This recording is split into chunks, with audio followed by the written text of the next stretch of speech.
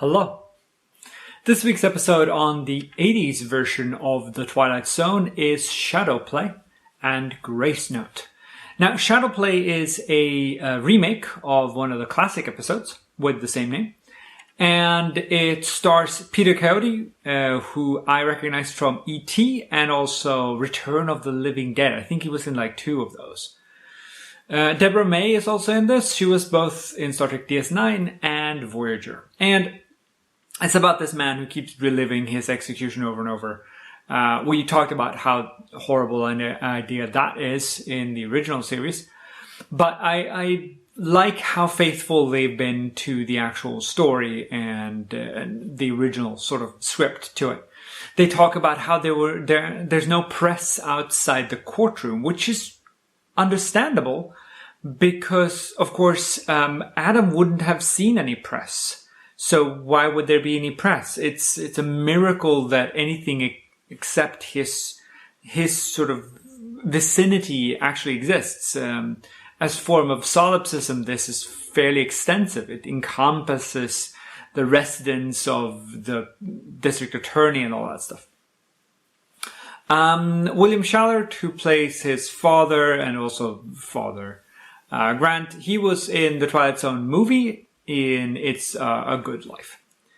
Now, the empty noose at the very end, this clip, it reminded me of an episode from the very first season of Twilight Zone called Execution, where a man is hanged but is then transported into the future where he commences to do evil things. And I remember remarking when he returns how that shadow looked kind of weird.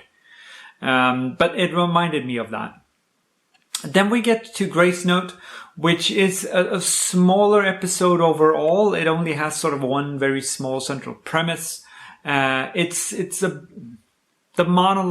almost monologue that the sister has about you can't give up on your dreams reminded me of The Big Tall Wish.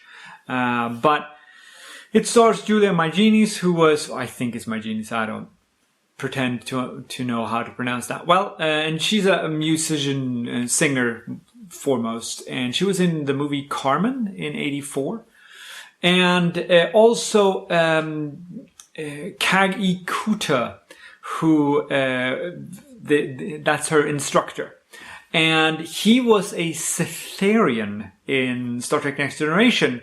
The people who possess Barclay to make the Enterprise fly off into a distant part of space. They don't go exploring, they bring people to them instead. And he's the floating head that goes, oh, bipedal locomotion. Hierarchical command structure. Interrogative.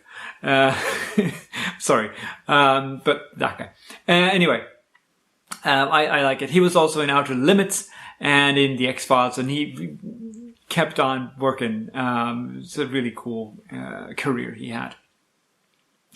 The transition between her real life and the wish, the flash forward 20 years, is a bit violent. I think they could have just gone to a dissolve, but instead they had this violent swirling thing. I didn't quite like that one. It was a bit too violent for me. We're nearing the end of this season, and next week is a day in Beaumont and the last Defender of Camelot. And I look forward to seeing you then for the last time of the season. Take care now. Bye.